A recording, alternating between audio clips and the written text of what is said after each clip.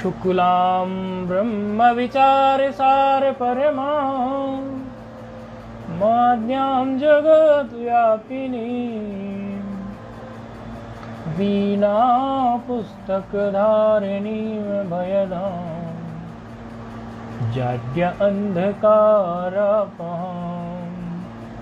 हस्ते स्फाटिकमालिकां विदधतीं पद्मासने संस्थितां वन्दे तां परमेश्वरीं भगवतीं बुद्धिप्रदां शारदां येनाक्षरसमाम्नाय मधिगम्य महेश्वरात् कृत्स्नं व्याकरणं प्रोक्तं तस्मै पाणिनये नमः। वाक्यकारं वररुचिं भाष्यकारं पतञ्जलिं पाणिनिं सूत्रकारं च प्रणतोऽस्मि मुनित्रयम् नत्वा सरस्वतीं देवीं शुद्ध्यां गुण्यां करोम्यहं पाणिनीये प्रवेशाय लघुसिद्धान्तकौमुदीम्। ऐं ह्रीं ऋक् ऐं ऐऔच ऐवरट् लण् यमगणनं झपयो गणदस् जपगणदस् खप चट चट तौ कपयो सससर हल इति माहेश्वराणि सूत्राणि। ये भिक्षा के समय कई बार बदल गए और पता नहीं कैसे समय का मैनेजमेंट होता है, आगे पीछे होता ही रहता है, कोई एक समय निर्धारित नहीं है। इसके आसपास तो 1 घंटा पहले 1 घंटा बाद में भी यदि पाठ रखें तो भिक्षार्थी को दिक्कत ही होती है, क्योंकि बड़ी कठिनाई रहती है आने जाने में। आज भिक्षा नहीं हुई क्या स्वामी की? नहीं, हमारी भिक्षा तो हो गई, वैसे कह रहे हैं समय की जो गड़बड़ी रहती है ना, जो आने जाने में जो भी आते जाते हैं वो और समय से सारी चीज़ हो जाती है, वहाँ तो वो समय से आ जाएं, लेकिन वहाँ समस्या ये होती है कि थोड़ा आगे पीछे रहता है, तो उस वजह से समय थोड़ा और पीछे कर सकते हैं स्वामी जी। वो समय की सलाह मशवरा हम आज पाठ के बाद में करेंगे और जैसा होगा आपको सूचित करेंगे, क्योंकि ये लघु है और लघु में विचार तो चाहिए, माइंड भी फ्री चाहिए। ये उस तरह का तो है नहीं कि भागम भाग आके बैठ गए, तो क्योंकि देखो थोड़ा सा इसमें जब तक विद्यार्थी फ्री माइंड नहीं होता विचार नहीं हो पाता, तो उस हिसाब से थोड़ी व्यवस्था आपस में सब लोगों से विचार करके तब कुछ बैठाने की कोशिश करेंगे। भले पाठ भले कम चले, 40 मिनट भी चले, लेकिन विद्यार्थी का मस्तिष्क ठीक रहे ना, पढ़ने वाले का भी और पढ़ाने वाले का भी, दोनों का जो मन ठीक रहे और समय और सारी चीज़ें ठीक हो जाती है, तो फिर वो 40 मिनट भी फोकस्ड होते हैं। क्योंकि 3-4 सूत्र बहुत हो जाते हैं पर्याप्त, यदि कोई 3-4 सूत्र चलाता है, और 3-4 सूत्र 40 मिनट में हो सकते हैं यदि एकदम हम निश्चिंत से होकर करें तो। और समझाने का तो वो हमारे ऊपर है, हम उसको कितने अच्छे ढंग से समझाते हैं, उसमें तो आपको चिंता करनी ही नहीं है, वो तो आप लोग खुद अनुभव करते ही होंगे। नहीं करते होंगे तो आज फिर करा देंगे। आप लोग जहाँ जहाँ पढ़ते हैं वहाँ जो आपने पढ़ा है उसी से संबंधित कोई सूत्र उठा देंगे, फिर पूछेंगे। चलो क्या है। अच्छा, आप उन लोगों से विचार कर लीजिएगा। हाँ, और बस वो टाइम ना हो जो पाठ हमारे ऑलरेडी हैं मेरे। हाँ, नहीं वो जो वो मैनेज कर लूंगी। हाँ, वो जो समय है वो नहीं होंगे, उससे भिन्न चर्चा कर लेंगे, कुछ ना कुछ सभी के वो सबका साथ सबका विकास होना चाहिए, क्योंकि उनका मतलब उनके हाथ में नहीं है ना। हाँ, हाथ में नहीं है भिक्षा वगैरह का समय अपने हाथ में नहीं है, क्योंकि वो जैसा उनको अनुकूल हो उस तरह से आप मुझे चर्चा करके उसी हिसाब से और अच्छे से व्यवस्थित करेंगे, है ना, ताकि खूब मन लगा के हम इस कार्य में लगे रहें। अच्छा, हम लोग विचार कर रहे थे, हमारा राम शब्द पर विचार चल रहा है, तो राम में हमने रामाहा तक हमने विचार कर लिया था, और रामाहा तक हमने आपने जो रामाहा तक सिद्ध करके हमें भेजा था, वो हमने देखा था और वो अच्छा लगा हमें, और सारे ही सूत्र आपने उसमें प्रस्तुत किए थे, मतलब कोई सूत्र छुटा नहीं था। रमु क्रीडायाम धातु से लेकर आपने रामाहा तक जो सिद्धि की है रूप की, उसमें सभी सूत्र आपने लिख के भेजे थे। ऐसा ही कर लेना चाहिए। ये शुरू शुरू में लिखने में थोड़ा आलस्य आता है, या मतलब ये समय लगता है, पता होते हुए भी फिर हमें लिखनी पड़ती है बात, तो उसमें कई बार लगता है। लेकिन 2-4 बार अगर हम अभ्यास कर लेते हैं तो फिर लिखने को क्या हमारे दिमाग में ही सेट हो जाता है वो। हाथ से लिखने से फिर क्या होगा कि आपको फिर लिखने का भी नहीं, आप अपने आप ही वो सूत्र उठते चले जाएंगे। तो प्रस्तुति का ही सारा है। देखो व्याकरण में क्या है कि लोग पढ़ते हैं, पढ़ लेते हैं, सभी पढ़ते हैं, और लेकिन समस्या इसमें सबसे बड़ी प्रस्तुति की आती है कि सूत्र जो है वो प्रस्तुत नहीं होते। तो वो प्रस्तुत करने के लिए बस सूत्र प्रस्तुत नहीं होते, तो उनको प्रस्तुत करने के लिए ही एक बार लिखने से वो प्रस्तुत होने लगते हैं। तो ये इसका है। आपने देखा था, कुछ समय ही नहीं मिला होगा, आजकल पाठ इतने हो जा रहे हैं। मैं बता सकता हूँ। अच्छा, क्या बात है, बता दो, आनंद आ जाएगा। आपने बड़ी सुंदर बात बोली है, तो मैं बता सकता हूँ, तो बहुत अच्छा लगा। बताइए बताइए, फिर तो आप अवश्य बताइए, हमें तो बड़ा अच्छा लगा जब आपने ये बोला। बताइए, ये भी सुनेंगे अब आ गए। अर्थवद धातुर प्रत्यय प्रातिपदिकम इस सूत्र के द्वारा प्रातिपदिक संज्ञा हो गई। अच्छा, राम शब्द। चलो पहले रमु क्रीडायाम से ही ले लो। हाँ देखो, सुनना आप इसको, इस बात जो ये बोल रहे हैं उसको ध्यान से सुनना। आप भी फोन पे हैं और हमारे सामने जो बैठे उनको भी कह रहे हैं ये बात हम। आप बोलिए महाराज अब। रमु क्रीडायाम धातु है। उकार की उपदेश जन्मास की तस्यलो शलो। ठीक है। बचा है रम। ठीक है। रम धना घय प्रत्यय है। घय प्रत्यय है। तो घय से हलंतिम से एक संज्ञा यकार की। ठीक है। और घकार की लक्ष्य तद्धिति से एक संज्ञा बचा है अ। ठीक है। रामधन अ।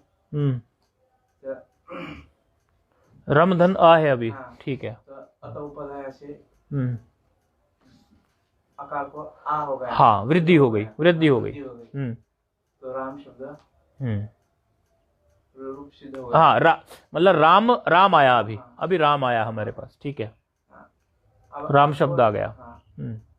अयुत्पन्न पक्ष में अर्थ धातु प्रत्यय प्रातिपदिकम इस सूत्र के द्वारा प्रातिपदिक संज्ञा हो गई। ठीक है। कृतधित समासाश्च। अयुत्पन्न पक्ष में कृतधित समासाश्च सूत्र आता है, वो प्रातिपदिक संज्ञा करता है। ठीक है।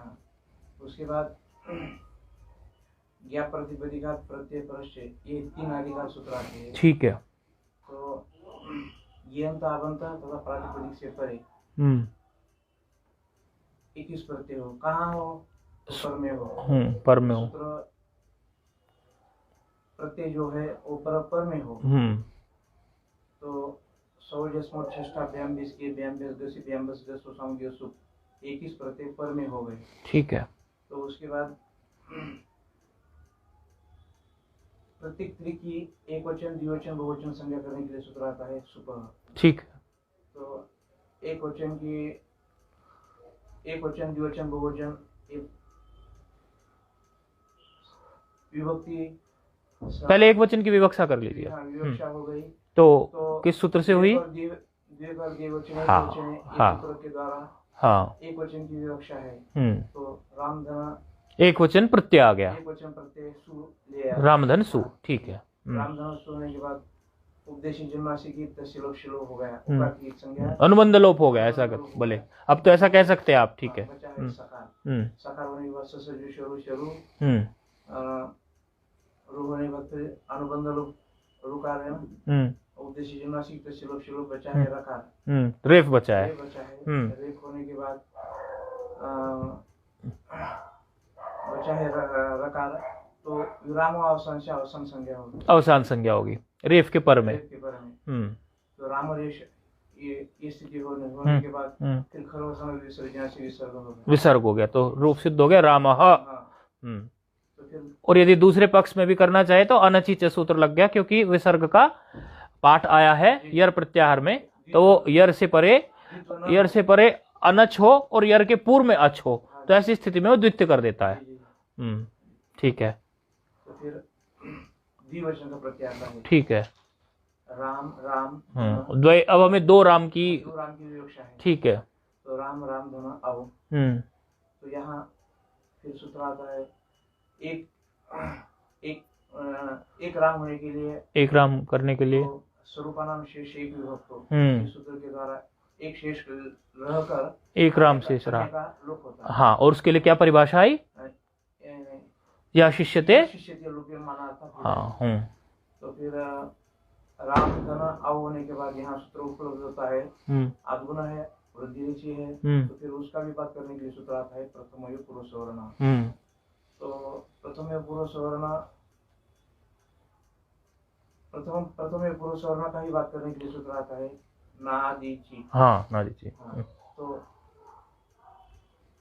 नादीची बात करने के बाद फिर वृद्धि रुचि सूत्र प्रस्तुत होता है। तो फिर वृद्धि रुचि से वृद्धि हो जाती है, वृद्धि होकर रामो रूप सिद्ध हो जाता है। फिर बहुवचन का प्रत्यय, हाँ, बहुवचनम से, बहुत की विवक्षा से बहुवचन का प्रत्यय आता है। तो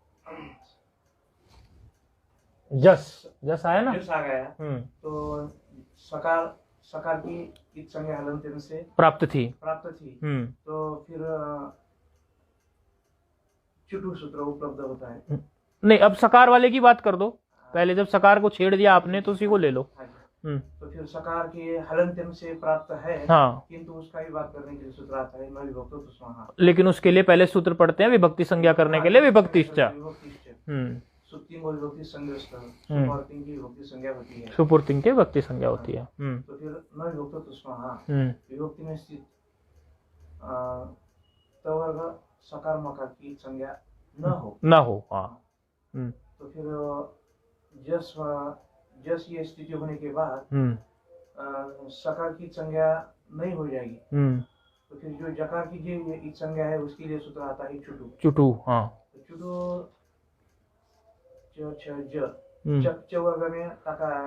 चवर्ग में जकार आ गया। तो उसकी संज्ञा, क्योंकि वो कहता है कि प्रत्यय के आदि में स्थित चवर्ग की और टवर्ग की इत संज्ञा हो, और जकार हमारा चवर्ग में आ गया। तो फिर इत संज्ञा होने के बाद बचा है च में जो अकार है वो बचा है। तो स्थिति बची रामधन अस। तो फिर रामधन अस होने के बाद यहाँ अकार सवन दीर्घ प्राप्त है। तो फिर लेकिन वहां पर कार्य हम करवाएंगे प्रथम, क्योंकि वो विशेष सूत्र है। प्रथम द्वितीय विभक्ति का अच परे होने के कारण तो पूर्व सवर्ण दीर्घ करेगा। तो स्थिति आ गई रामास। तो फिर रामास होने के बाद फिर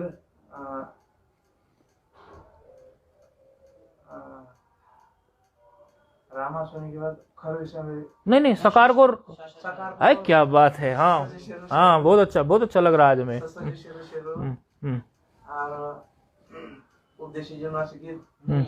वो अनुबंध लोप हो गया, बचा है फिर अवसान संज्ञा करने के लिए सूत्र आता है अविरामो अवसानम। तो फिर अवसान संज्ञा होने के बाद खरवसानो विसर्जनीय से विसर्जन हो जाएगा। फिर ये रूप रामा। बहुत बढ़िया, बहुत ही सुंदर। देखो ये आपकी खोपड़ी में फिट हो चुका है। अब आपने अभ्यास किया ना इसका, बहुत अच्छा लगा। और हाँ, बोल दीजिए। अब बहुत अच्छा किया उन्होंने, बहुत ही अच्छा। अच्छा, आपको ही बोलना था। जी। खुशी हुई होगी ना कि कितना अच्छा उन्होंने किया। हमें भी बड़ी खुशी हुई है, बहुत अच्छा किया। अच्छा, आप भी कुछ करके लाए? कोई बात नहीं, जो आड़ा टेढ़ा है दिखाओ। लिखा हुआ है आपने, दिख रहा है दूर से। कुछ आप याद भी है? अच्छा, पहले देख लें लिखा हुआ कैसा है।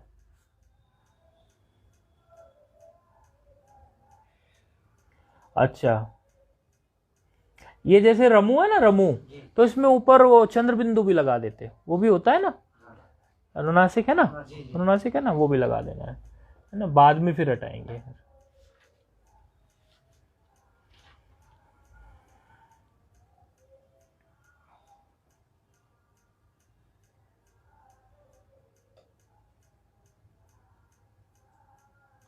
किसी से पूछा तो नहीं था? स्वयं लिखा? अच्छा, ठीक है।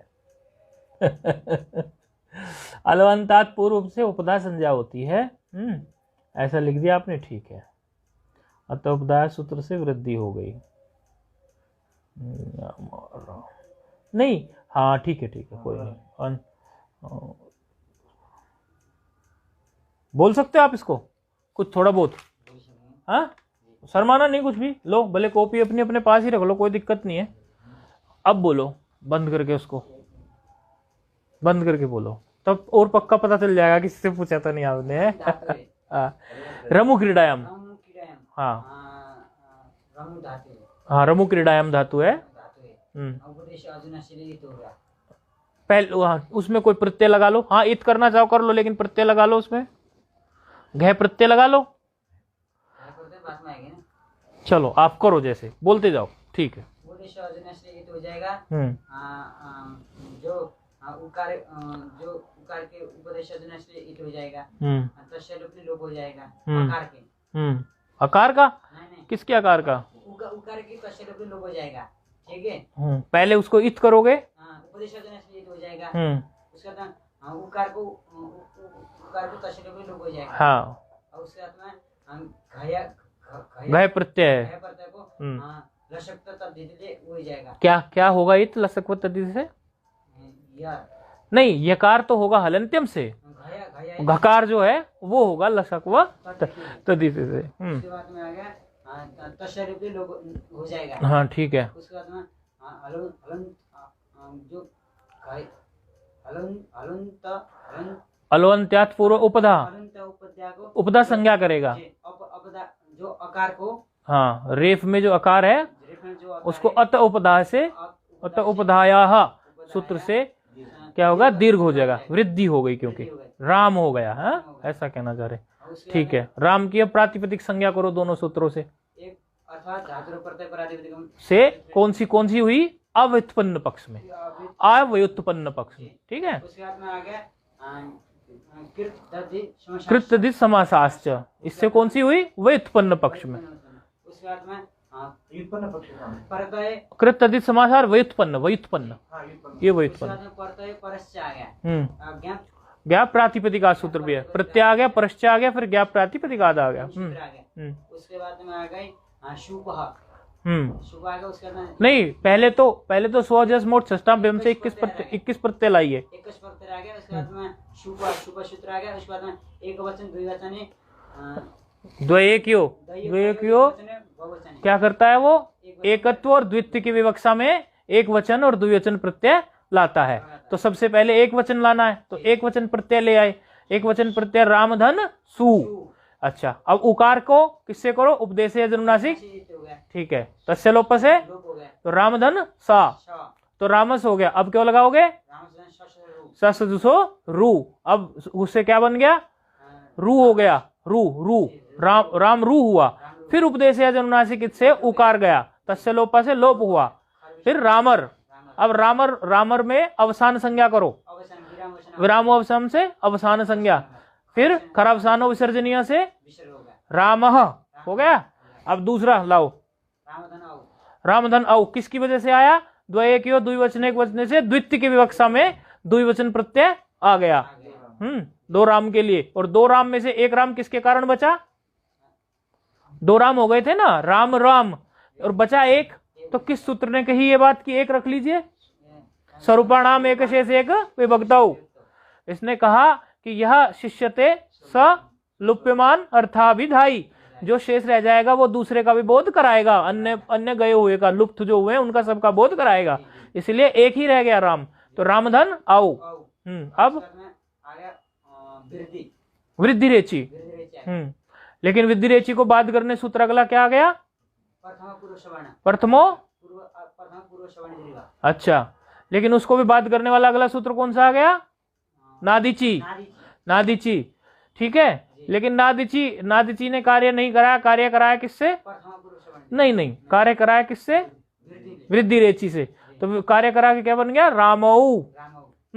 फिर बहुवचन की विवक्षा के लिए 3 राम हुए, राम। फिर बहुशु बहुवचन ने क्या कहा कि बहुवचन की विवक्षा से 3 राम हो गए, तो प्रत्यय ले आओ उसका बहुवचन वाला प्रत्यय, और रामधन जस, और 3 राम में से 1 राम किसकी वजह से बचा? वही जो पहले अभी बताया था। हाँ, तो रामधन जस आ गया। अच्छा, जस में सकार की इत संज्ञा होगी कि नहीं होगी? नहीं होगी, क्योंकि नहीं होगी, क्योंकि विभक्तिश्च सूत्र से पहले विभक्ति संज्ञा की हलंत्यम से प्राप्त थी, लेकिन एक सूत्र आया न विभक्तो तुस्माहा, उसने ये कहा विभक्ति में यदि सकार मकार आपके पास है, और तवर्ग है, तुष्माहा है ना, इनमें से कुछ भी है तो उसकी इत संज्ञा नहीं होगी। इतनी होगी तो तस्य लोप का लोप भी नहीं होगा। हाँ, जकार के लिए दूसरा सूत्र आया, क्या? जस में जकार भी है ना, क्या? चुटू, दीर्घ उकार है, चुटू दीर्घ उकार है। तो चुटू ने क्या कहा? चवर्ग और टवर्ग यदि प्रत्यय के आदि में हो तो उनकी क्या कर दो? इत, फिर तस्य लोप से लोप। तो जकार का हो गया लोप, यानी अनुबंध लोप। ये जो बोलते हैं ना इत और लोप, इसको अनुबंध लोप भी कह सकते हैं। तो फिर क्या बच गया? रामधन अस। तो फिर रामधन अस से क्या लगा सूत्र? अकसवर्ण दीर्घ लगेगा, लेकिन लगाया हमने कौन सा? प्राप्त तो वो भी था, लेकिन लगाया क्या? प्रथमो। क्योंकि ये पहली और दूसरी विभक्ति, प्रथम और दूसरी विभक्ति में अच पर रहने पे काम करता है। ठीक है, तो स्थिति क्या होगी? रामास। रामास हुई स्थिति, क्योंकि वो पूर्व सवर्ण दीर्घ करता है ना। रामास के बाद फिर कौन सा सूत्र लगाया? ना अभी तो बता रहे, ससजुसो रू, उसने बता दिया रू। फिर उकार को उसी से अनुबंध लोप कर दो, उपदेश आज और तस्य लोप से बन गया रामार। रामार के बाद अवसान संज्ञा कर दो रेफ के पर में, वर्ण नाम अभाव, विरामो अवसानों से और खर अवसान्यो विसर्जनीय से रूप से दो गया रामा। देख लो भाई ऑनलाइन वालों, विद्यार्थियों ने आज चमत्कार करके दिखाया है। आज का दिन आप, हाँ आज का दिन आप लोग याद रखना। बहुत शुभकामनाएं सबकी। और इसी तरह भले हम पाठ को ऐसा करने में हमारा कोई समय जाए कुछ जाए, लेकिन इससे जो प्राप्ति है वो 2 बार लघु पढ़ने से नहीं होती, 3 बार नहीं होती। क्योंकि अब जो है आपको भी संतोष है कि चलो हम, और किसी व्यक्ति ने आपसे ये पूछ लिया कि भाई लघु पढ़ते हो? हाँ, तो राम का रूप सिद्ध करो। यदि आपने ये प्रथमा द्वितीया, ये एक वचन द्विवचन और ये बहुवचन ही सिद्ध कर दिया तो आपने बहुत बड़ा काम कर दिया। आप देख लेना कितने विद्यार्थी पढ़ते नहीं हो कर पाते। इसलिए अभ्यास करने से विद्या बहुत अच्छी खिलती है, आत्मविश्वास आता है। बहुत बढ़िया रहा। अच्छा, कोई बात नहीं, समय का समय आप ही लोगों के लिए है और क्या है, और पक्का करने के लिए तो बैठे हैं, और किस चीज के लिए बैठे? रामास होने के बाद वो जो सूत्र है तो उन्होंने मना कर दिया ना, सकार का लोप नहीं करेगा। नहीं, लोप कहाँ हुआ? रेफ बनाया हमने तो उसको, किया ही नहीं लोप। हमने रेफ बनाया उसको, सा की जगह पे रखा, और कुछ भी नहीं हमने किया ही नहीं, जरूरत ही नहीं पड़ी हमें। तो अब हम आगे की स्थिति को लेके चलते हैं। सभी ने बहुत अच्छा किया। ऑनलाइन वाले भी जो देख रहे होंगे या बाद में देखेंगे, या जो भी लाइव से देख रहे हैं सुन रहे हैं, आज उन लोगों को भी इन चीज़ों से सीख लेनी चाहिए। और सीख क्या, लिख के भेजना चाहिए इस रूप को, क्योंकि भेजा भी हो तो मैं देख भी नहीं पाया। तो इस तरह से है। अच्छा, अब क्या है कि जब हमारे प्रथमा विभक्ति के रूप सिद्ध हो जाते हैं इसमें, तो संबोधन के रूप आते हैं। आप लोग सब रामा का रूप याद करे बैठे ही हैं, तो उसके आगे फिर संबोधन आता है। अच्छा, संबोधन क्या होता है? संबोधन में भी जो हमारे प्रथमा में जो प्रत्यय प्रयोग में आते हैं, प्रथमा के प्रत्यय कौन कौन से? सु औ जस, वही हमारे संबोधन के लिए प्रयोग में आते हैं। हमेशा वही प्रयोग में आने वाले हैं, वही प्रत्यय आते हैं प्रयोग में। अच्छा, तो उसके लिए जब संबोधन का मतलब क्या होता है? संबोधन का मतलब होता है प्रत्यक अभिमुखीकरणम संबोधनम, प्रत्यक अभिमुखीकरणम संबोधनम। अर्थात कहने का मतलब ये होता है, हाँ, कोई व्यक्ति ने नहीं, संवाद नहीं, कोई व्यक्ति संबोधन करते कब है हम, आप ये समझिए ना। संबोधन जो हम करते हैं, किसी को कहेंगे हे राम या ऐसा कुछ कहते, तो संबोधन का ये तभी आता है, प्राय तभी आएगा संबोधन, प्राय तभी आएगा। प्राय शब्द बोल रहे हैं हम, इसलिए प्राय का मतलब ये होता है कि दूसरा भी आ सकता है, लेकिन प्राय का मतलब अधिकतर बहुवांश ही आएगा। कि जब कोई व्यक्ति हमारी बात को ठीक से सुन नहीं पा रहा, ठीक से हमारी बात पर गौर नहीं फरमा पा रहा, तभी कहेंगे अरे ए हे ऐसे, हाँ, अरे मैत्रेयी, ऐसे संबोधन है ना वो, आत्मावाद ये है कि नहीं संबोधन। और हे राम ऐसे, वो इस तरह से हम जब ये संबोधन तब करते हैं जब ध्यान खींचना है हमें, हाँ, जब हमें ध्यान खींचना है ना सामने वाले का तब हम करते हैं, ठीक है। तो ध्यान खींचने के लिए विशेष रूप से संबोधन होता है, थोड़ा ध्यान हमारी तरफ खींच जाए, विशेष रूप से प्राय। तो हमारा अभी जो प्रत्यय प्रथमा में थे वही प्रत्यय इसमें संबोधन में चलते हैं, ये बात आप लोगों को क्लियर है। तो संबोधन हमें एक राम को करना है, तो एकत्व की विवक्षा है, तो एकत्व की विवक्षा में सूत्र क्या कहे, कौन सा कहेगा? हाँ, तो वो क्या कौन सा प्रत्यय ले आएगा राम के सामने? रामधन सु। संबोधन चल पड़ा आप, संबोधन का प्रत्यय। हाँ, संबोधन का रामधन सु है, क्योंकि इससे खेल होना है। यदि ये ना पता चले ये संबोधन का है तो फिर गड़बड़ हो जाएगा, वही रूप हम बना बैठेंगे। तो रामधन सु, ऐसी स्थिति हमारे सामने आ गई। अब यहाँ चूंकि ये सु जो है ये अब संबोधन के लिए हम लेके चले हैं, तो आगे एक सूत्र प्रस्तुत हो रहा है हमारे सामने, एक वचनम संबुद्धि ही, एक वचनम संबुद्धि ही सूत्र आ गया।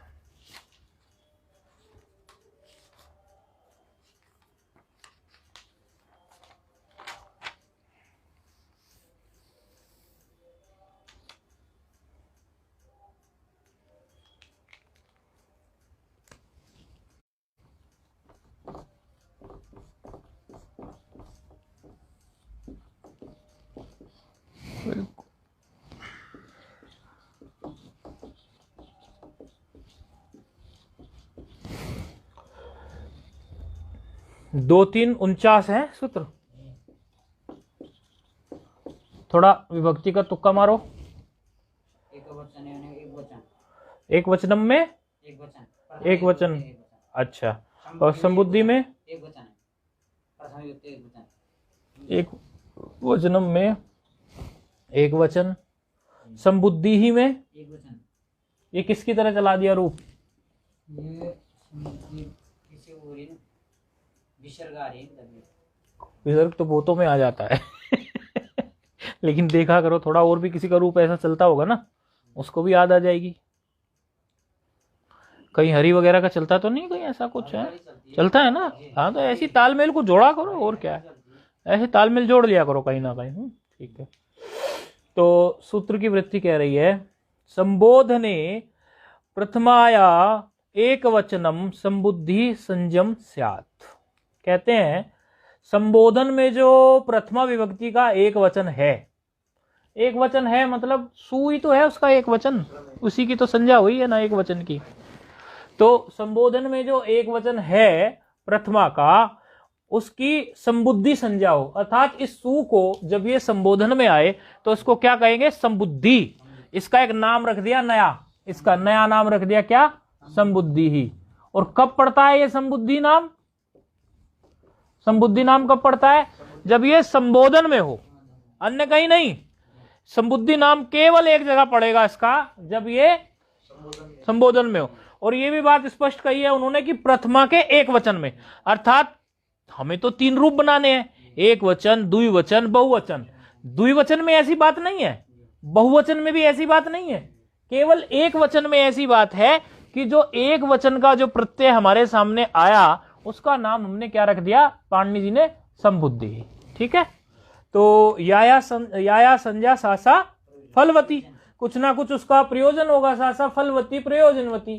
तो फल और प्रयोजन को लेकर अगला सूत्र प्रस्तुत हो रहा है। बड़ा महत्वपूर्ण सूत्र है ये सूत्र, आज आप बिल्कुल अच्छे से समझ लेना जो भी प्रस्तुत होने जा रहा है, क्योंकि इस सूत्र के बारे में हम एक बात जानते हैं कि कई बार हमने जो ठीक ठीक पढ़ने वाले लोग हैं, जब उनसे गंभीरता से इस सूत्र के साथ हम छेड़छाड़ कर देते हैं तो वो उसमें कंफ्यूज हो जाते हैं। सूत्र निहायत आसान है, लेकिन यदि इसको पढ़ाने वाले या उस समय इस सूत्र को ठीक से ना समझाया जाए तो जो इसकी भाषा है वृत्ति की, वो भाषा में ही व्यक्ति उलझ के रह जाता है। इसलिए मैं इसको आपको दोनों तरीके से इसका स्वाद चखाता हूं अभी। ठीक है। तो सूत्र आ रहा है, यस्मात् प्रत्यय विदिश तदादि प्रत्ययंगम। अब देखो उसका स्वाद चखो सूत्र का, बड़ा बढ़िया स्वाद है इसका।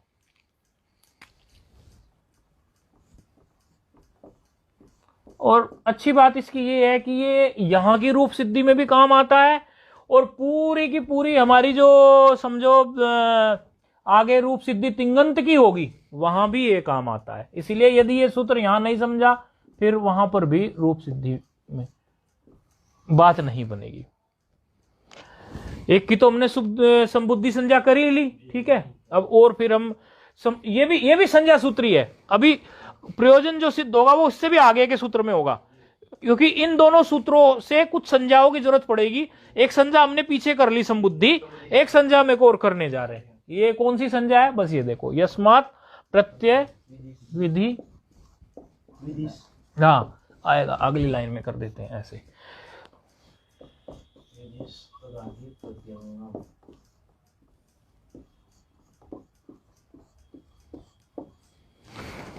आपको तो पता चली गया होगा इसमें कौन सी संधि है, आप तो इसके एक्सपर्ट बन गए। अब क्या है? नहीं नहीं, संधि संधि संधि, इसमें कौन सी संधि? यहाँ हाँ अब तो आपसे कोई स्वप्न में भी पूछेगा, साइकिल चलाते चलाते भी आप बता दोगे, कहीं भी घूमते फिरते हैं पूजा करते करते, इसमें है। ये सूत्र क्रमांक है 1 4 13।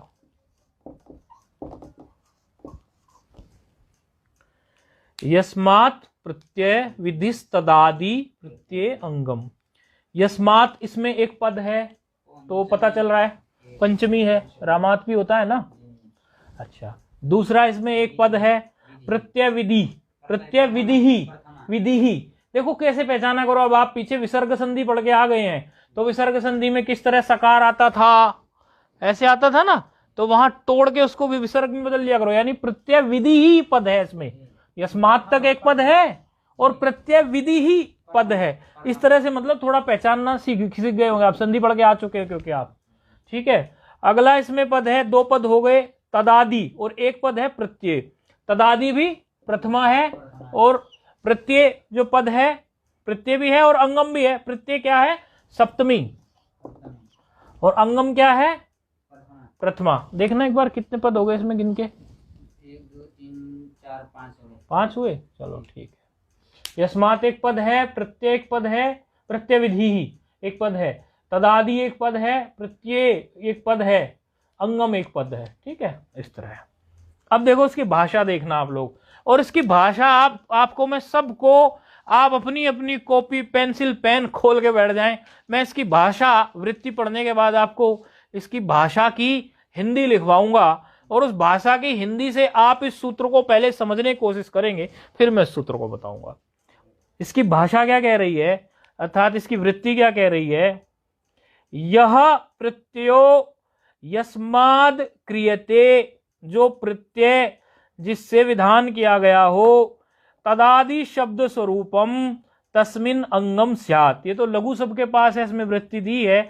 यह प्रत्ययो यस्मात् क्रियते तदादि शब्द स्वरूपम तस्मिन अंगम स्यात्। अब इसकी हिंदी, बिल्कुल आप हिंदी को लिखो, इसकी हिंदी को लिखो, हिंदी लिखो इसकी। जो प्रत्यय, सरल हिंदी है लेकिन ये देखते आपको उलझाती है कि सुलझाती है, देखो तो एक बार। जो प्रत्यय जिस शब्द से विधान किया जाता है, जो प्रत्यय जिस शब्द से विधान किया जाता है, जो प्रत्यय, आप भी लिख रहे हैं ना, फोन पे हैं, जो प्रत्यय जिस शब्द से विधान किया जाता है, वह शब्द है आदि में जिसके, वह शब्द है आदि में जिसके। जो प्रत्यय जिस शब्द से विधान किया जाता है, वह शब्द है आदि में जिसके।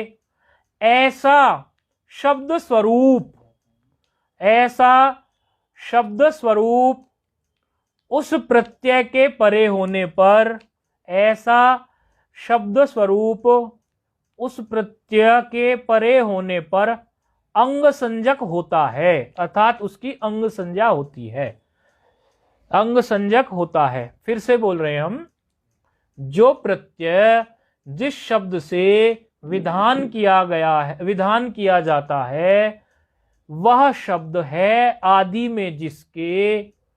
ऐसा शब्द स्वरूप उस प्रत्यय के परे होने पर अंग संज्ञक होता है। लिख लिया सबने? आप पढ़ के बताना क्या लिखा है, देख तो लो सही लिखा है क्या। जो प्रत्यय जिस शब्द से जिस शब्द से विधान किया जाता है वह शब्द है आदि में जिसके ऐसा शब्द स्वरूप उस प्रत्यय के परे होने पर अंग संज्ञक होता है। आपने लिख लिया? आप अपनी कॉपी दिखाओ, क्योंकि आपसे नहीं, आप दिखाओ। आपने लिख लिया? अभी नहीं लिखा? आदि में तक हो रही। इनको लिखवाएंगे अभी। आप पहले अपनी मुझे कॉपी दिखाओ। कॉपी आप किस लिए देख रहा हूं मैं, क्योंकि मात्राओं की मैं पहले ध्यान नहीं दिया, मुझे आज ध्यान आई, मैं लिखवाया करूंगा। क्योंकि जिनकी मातृभाषा हिंदी नहीं होती ना, वो उनके लिखने में मात्राओं गलती होती है, तो वो भी तो सुधारना जरूरी है ना, तो गड़बड़ हो जाएगी।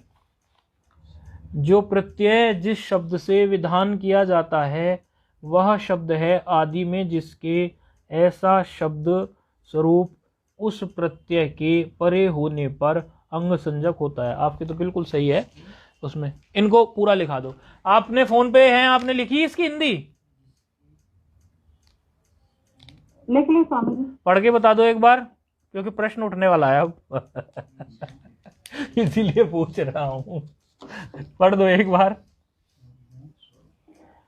जो प्रत्यय जिस शब्द से विधान किया जाता है वह शब्द है आदि में जिसके ऐसा शब्द स्वरूप उस प्रत्यय के परे होने पर अंग संज्ञक होता है। अच्छा, अब आप लोगों ने सबने इसकी हिंदी लिख ली, अधिकतर ने। किसी की थोड़ी बहुत बची है तो वो लिख रहा है, लेकिन लिख ली, सभी लोगों ने इसको लिख लिया।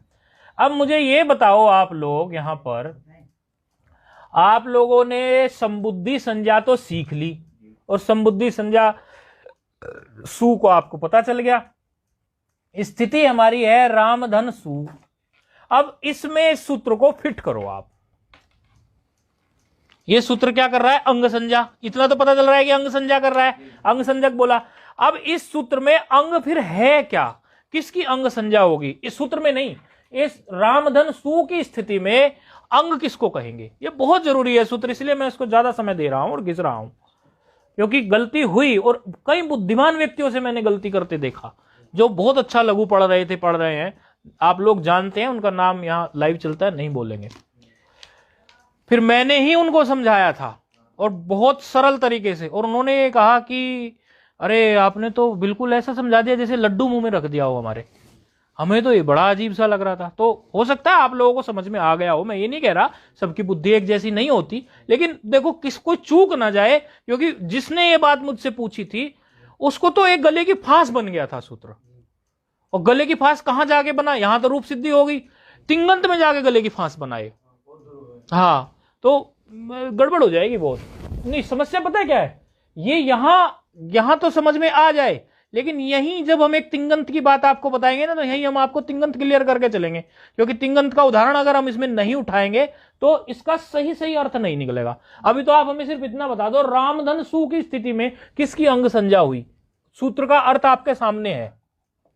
रामधन सु की स्थिति में अंग हम इसमें किसको कहेंगे? भाई संज्ञा ही तो की, यानी किसी का नाम रखा अंग। तो अंग किसका नाम रखा गया इसमें, जरा बताओ हमें। थोड़ा दिमाग लगाओ, कोई दिक्कत नहीं है।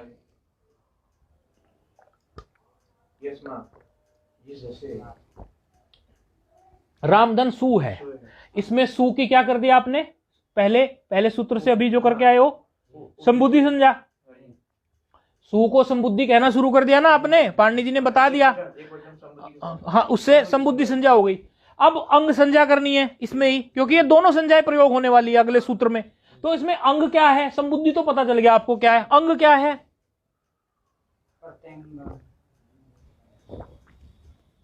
आपको आ रहा हो फोन पे समझ में, तो आप बताइए इसमें अंग क्या है? राम। क्या है? राम अंग है इसमें। अच्छा, अगर अभी मैं आपके सामने एक दूसरी स्थिति रख दूं, कोई समझो, आपने कहा राम इसमें अंग है। यदि मैं आपके सामने एक स्थिति रख दूं, भू धातु है, तिंगंत का रूप है, ठीक है, भू धातु है। भू धातु में हमारा एक विकरण लगता है, जब आप रूप बनाते हैं, शप एक विकरण होता है भू धातु में। तो भू धन शप धन भू धन शप धन मिप, ऐसी स्थिति है। एक और उदाहरण रख रहा हूं मैं इस सूत्र को बिल्कुल, हाँ बता रहा हूं। मैंने जो रूप लिखा है यहां पर, एक वो लिखा है भू धातु का जो भू है, धन शप धन मिप, ये प्रत्यय है। शप और मिप ये प्रत्यय है, ठीक है, घबराने की जरूरत नहीं है। विकरण हुआ है शप, ये भी एक प्रत्यय है। विकरण शब्द से यदि आपको परहेज हो या समझ नहीं आता तो समझो शप एक प्रत्यय है, मिप एक प्रत्यय है, और भू धातु के उत्तर में लगे हुए हैं। पहले लगा हुआ है शप, भू धन शप, फिर धन मिप, इस तरह दो तो प्लस के चिन्ह लगे हैं और दो प्रत्यय लगे हुए हैं। मतलब जो देख नहीं पा रहे उनके लिए ऐसा बोल।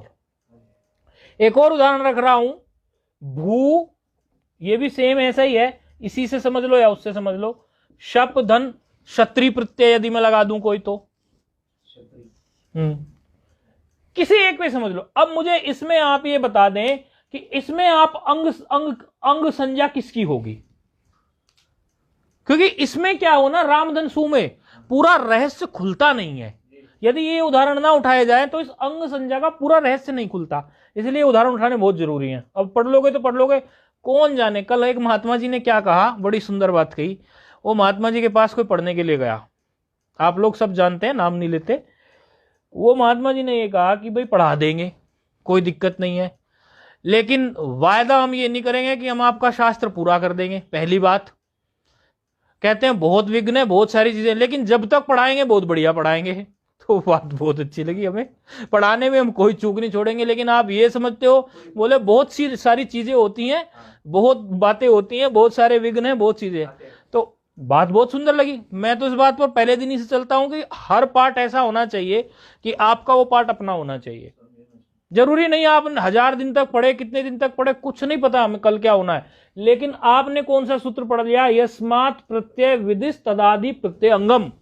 इससे पहले आपने सूत्र पढ़ लिया एक वचनम संबुद्धि, तो आपको वो सूत्र क्लियर होना चाहिए। अब मुझे, क्योंकि इस सूत्र को यस्मात् प्रत्यय विदिश तदादि प्रत्यय अंगम को आप तिंगंत में जब लगाने चलेंगे तो इस प्रकार के रूप आपके सामने आएंगे, भू धन शप धन मिप, धड़ाधड़िए आते हैं।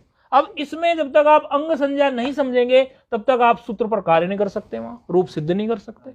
तो इसमें अंग संज्ञा बता दीजिए। वो तो आपने बताई रामधनसु, वहां पूरा रहस्य खुल ही नहीं रहा, वहां थोड़ा रहस्य आधा खुलता है। यहां पर अंग संज्ञा बता दो, इसकी हिंदी जो आपको लिखवाई उसी को पढ़ के बता दो, उसी में लिखी हुई है इसका। यहां अंग किसको कहेंगे, प्रत्यय तो सबको दिख रहे हैं, शप भी प्रत्यय है, मिप भी प्रत्यय है, अंग किसको कहेंगे। उनसे तो देखो पूछने का कोई वो नहीं, क्योंकि उनका तो पहली बार है बिल्कुल। लेकिन बताने की आप इच्छा जाहिर कर रहे हो तो बता दो भाई, बताओ आप अंग तो नहीं, वो बैठे एक सामने मेरे। अंग संज्ञा किसकी, भू की। अच्छा अब आप बताइए, फोन पे नहीं, इनसे।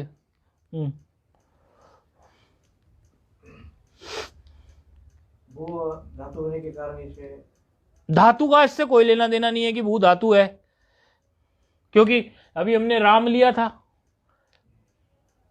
कुल मिला के कोई शब्द है, वह ऐसा समझो आप, ऐसा नहीं कि वो धातु ही होना जरूरी है, ऐसा कुछ कहा नहीं उन्होंने, शब्द की बात करी उन्होंने। तो वो एक इत्तेफाक है, एक तरह से संयोग है कि यहाँ भू धातु ले ली, वहां हमने राम शब्द ले लिया। आप बताइए, फोन पे हैं, आकार है शब्द में जो आकार है, आप बताओ फोन पे जो है, भू धन शप धन मिप, इस तरह है। हाँ जी, तो भू धन शप हुआ का अंग, ऐसा लग रहा है। भू धन शप हुआ अंग, किसका अंग, ये जो आपने पूरा, क्योंकि अंग कार्य करने पड़ते हैं वहां पर, तिंगंत में अंग कार्य करने पड़ते हैं कि इसके अंग में ये हो जाए, इसके अंग में ये कार्य हो जाए, इसके अंग में ये कार्य हो जाए। जब अंग ही नहीं पता तो उसके अंग में कार्य क्या करेंगे हम। आगे तो कुछ भी नहीं, आगे तो ढालू है, सूत्र लगेगा इंग अर्स्वात संबुद्धे, जट से रूप सिद्ध हो जाएगा, क्योंकि संबुद्धि क्लियर है, अंग क्लियर है, तो सूत्र क्या कहेगा, कुछ भी नहीं। देखो लंबा खींचने की कोई बात नहीं है, बात ऐसी है कि इसमें यही हमें समझना है जो उन्होंने बोला कि इसका एक सरल तरीका है अंग पहचानने का। मैं आपको सीधा ढालू तरीका बता देता हूं एकदम, जो मैंने बिल्कुल मीठी गोली है, यूं ही कोई भी चूस के खा ले उसको। जब भी आपको किसी का भी अंग पहचानने को कह दें, कोई भी कितना भी लंबा कुछ भी लिख दें और उसका ये कहें कि इसमें अंग पहचानो, क्योंकि रूप बनाने में पड़ती है जरूरत इनकी, तो अंग पहचानने के लिए जिसका अंग आपको बोले अवश्य ही वो किसी ना किसी प्रत्यय का अंग बोलेंगे। जो भी आपको अष्टाध्याय में सूत्र मिलेंगे वो हमेशा ये कहेंगे कि इस प्रत्यय का अंग को ये कार्य हो जाए, यानी उस प्रत्यय का नाम तो लेंगे कि नहीं लेंगे। वो ये कहेंगे मिप प्रत्यय के अंग को कार्य हो जाए, या वो ये कहेंगे शप प्रत्यय के अंग को ये कार्य हो जाए। जिसके अंग को बोला जाए कार्य हो जाए, उसके बाईं ओर जितना भी कुछ है वो सब अंग है। बात कितनी आसान है। यदि मैं ये कहने लगूं कि मिप के अंग को कोई कार्य हो जाए, तो मिप के बाईं ओर क्या क्या चीज है? भूधन शप है पूरा का पूरा, ये पूरा का पूरा ही अंग है। और यदि मैं ये कहूं शप के अंग को कार्य हो जाए, तो क्या है इसके बाएं में? पूर्व में भू, तो अंग केवल क्या हुआ? भू। अर्थात मिप के लिए तो अंग हो गया ये पूरा शब्द स्वरूप भूधन शप, और यदि मैं शप के लिए कहूं तो भू। यानी जिस प्रत्यय के लिए अंग कहूं कि इस प्रत्यय का अंग को ये कार्य हो, अंग वही होगा, उसके पूर्व में जितना भी बचा है सब उठा लो। अब रामधन सु में यह बात आ नहीं रही थी, क्योंकि यहां तो केवल एक ही था, तो बात क्लियर नहीं हो पाती यहां पर। इसलिए इसके लिए कई टिप्पणकारों ने अलग से ये रूप दिखाए हैं। वहां वो जो फंस गए थे वो यहीं फंस गए कि वहां एक सूत्र आया, मुझे अब तो याद नहीं, लगभग लॉकडाउन के बाद की बात है, वो ये फंस गए, उन्होंने कहा कि अंग कार्य हो जाए। अब उनको ये नहीं पकड़ में आ रहा था कि अंग कौन सा है। तो अंग पकड़ने का यही तरीका है कि जिसका अंग कहे उसके पूर्व में, मैंने बाएं बोल दिया सामान्य भाषा में, व्याकरण की भाषा में दो ही दिशाएं पूर्व और उत्तर, उसके पूर्व में जितना भी शब्द स्वरूप है पूरा उठा लो, वो पूरा का पूरा अंग है। ये सबको क्लियर हो गया होगा, बस इतना इस सूत्र का मर्म है। क्लियर हो गया ना आपको? फोन पर है? हाँ जी जी। हाँ, बस ये बस बात आप याद रखना। ये दिखने बहुत सरल सी हो गई अभी बात, हाँ दिखने बहुत सरल सी हो गई, लेकिन मैंने स्वयं ही देखा था कि एक दो आचार्यों ने ऐसे ढंग से इसको टेक्निकल भाषा में ढाल के समझाया कि मामला गोल हो गया। देखो ये सारी चीजें हमारी मुश्किलें आसान करने के लिए, मुश्किलें बढ़ाने के लिए नहीं है। तो पद्धति मुश्किल आसान करने वाली हो तो आनंद आता है, नहीं तो और बढ़ जाती है। बस जिस प्रत्यय का अंग कहें उसके पूर्व में जो कुछ भी है, हो सकता है एक शब्द मिल जाए, दो शब्द मिल जाए, वो पूरा का पूरा अंग होता है। तो इसीलिए यहां अगर क्षत्रिय का अंग कहे हम, तो क्या है क्षत्रिय का अंग? भूधन। और यदि हम शप का अंग कहे केवल भू है कि नहीं? आपको भी क्लियर हुआ कि नहीं? ठीक, बस बात क्लियर हो गई। रामधन सु में तो कुछ बचा ही नहीं, वो तो बहुत ही आसान था, इसमें तो कुछ है ही नहीं। तो अगला फिर सूत्र प्रस्तुत हो रहा है, एंग हर्षवात संबुद्धे। अब इस सूत्र में कुछ नहीं बचा एंग हर्षवात संबुद्धे में, क्योंकि संबुद्धि संज्ञा हम करके आ गए और ये हमने दूसरी अंग संज्ञा भी कर ली, फिर कुछ खास इसमें बचा नहीं। बस सूत्र लिखेंगे, विभक्ति बताएंगे और आप स्वयं ही सूत्र को झट से लगा देंगे। एंग हर्षवात संबुद्धे।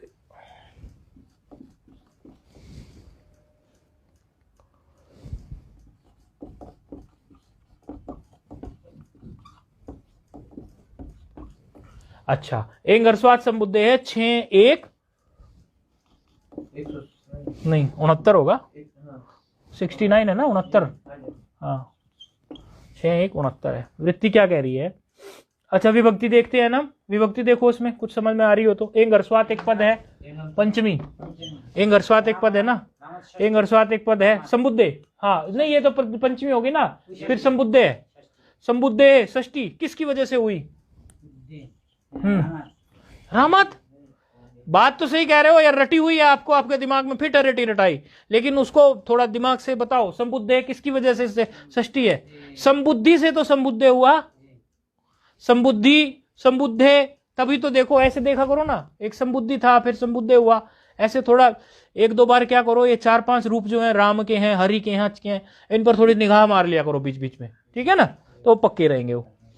तो अब इसमें जो है हमारे पद तो हमें क्लियर हो गए। एंग हर्षवात संबुद्धे में 2 पद हैं, एक पंचमांत है, एक षष्ठ्यांत है। और हल की यहाँ पर हलगाभ्यो सूत्र से वृत्ति आ रही है और लोपह की वृत्ति आ रही है लोपो वयोवली से। इस तरह अब सूत्र का जो अर्थ बन रहा है वो है एंगंताद। अब ये धकार हो गया, हकार से धकार, ये आपको पता ही होगा। ये हर्षवंताद है कि नहीं है? ये देखो कितना पद है, इसको आप संधि आप अपनी तोड़ लेना, आप इस पद की संधि तोड़ लेना जो अपने उस पे ये पद दिख रहा है। हाँ, इस पद की संधि तोड़ के लानी, मैं नहीं बताने वाला, संधि पढ़ चुके आप लोग, ये आपका होमवर्क है आज का। ये जो पूरा लंबा चौड़ा पद आपको दिख रहा है लुप्यते तक, इसकी संधि उसके साथ तोड़ के लाना।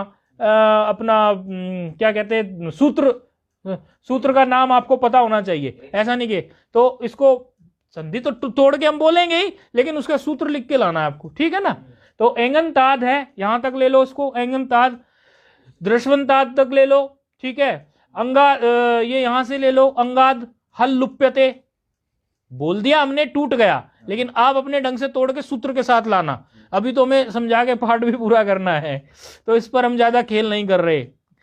समुद्रश्चेत, ये क्या कहना चाह रहा है कि एंगंत अंग या हर्षवांत अंग, एंगंत अंग हो या हर्षवांत अंग हो, उससे परे यदि कोई हल मिल जाए तो उसका लोप कर दो। तो इसमें देखो एंगंत हल हो, और एक और बात कही कि वो संबुद्धि का होना चाहिए। तो यदि हमें संबुद्धि ना पता होती, देखो यहां संबुद्धि का पता चल रहा ना, सु क्या है, संबुद्धि का है, और हल है, सु से उकार तो चला जाएगा, सकार मात्र शेष रह जाएगा, तो हल सकार हल रह गया कि नहीं रह गया, और वो हल कोई और तो है नहीं, संबुद्धि का हल है, क्योंकि पहले हम संबुद्धि संज्ञा देख के आ चुके। अब इसमें हमें ये राम जो है ये एंगंत अंग है, अंग भी हमें पता चल गया कि राम इसमें अंग है, ये एंगंत अंग है या हर्षवंत अंग है? हर्षवंत है कि नहीं है? एंगंत होता तो ए होता उसमें, ये तो हर्ष है कि नहीं? तो क्या करना है फिर, सकार का लोप कर देना है, बस कुछ भी नहीं करना है इसमें, हो गया। बस क्या किया, सकार का लोप हो गया इसी सूत्र से, तो क्या रह गया, खाली राम। बस वो संबोधन के लिए हे लगाते हैं तो हो गया, हे राम रूप सिद्ध। अच्छा, इसमें आजकल ये चिन्ह चलता है इस तरह का, हे राम में ये बाद में डंडा खींच के नीचे बिंदु वाला, तो कई टिप्पणकार ऐसा बोलते हैं कि ये चिन्ह जो है पाणिनि जी का चलाया हुआ नहीं है, ये बाद में पाश्चात्य संस्कृति से चलाया। लेकिन बोले हमें कोई भी चीज यदि अच्छी मिल जाती है, हम ग्रहण करने में पीछे नहीं हटते। यदि इसको देख के हमें ये पता चलता है कि ये संबोधन है, तो चाहे बोले वो अंग्रेजों ने लगाया, किसी ने भी लगाया, हम तो ले लेते हैं। आजकल ये चलता है ना, हे राम, राम के बाद संबोधन है कि नहीं? हम तो बचपन में संबोधन गांधी जी का देखते थे, जब गोली लग गई झट से और लिखा रहा हे राम, हाथ जोड़ते हुए देता था। आज याद आ गया। तो राम का रूप ये हे राम संबोधन का प्रत्वचन सिद्ध हो गया, ठीक है। तो रामधन सु में दो हमने संज्ञाएं पढ़ी, वो दोनों संज्ञाएं आपको ये क्लियर है। चलो, ओम पूर्णमदः पूर्णमिदं पूर्णात् पूर्णमुदच्यते पूर्णस्य पूर्णमादाय पूर्णमेवावशिष्यते। ओम शांति शांति शांति।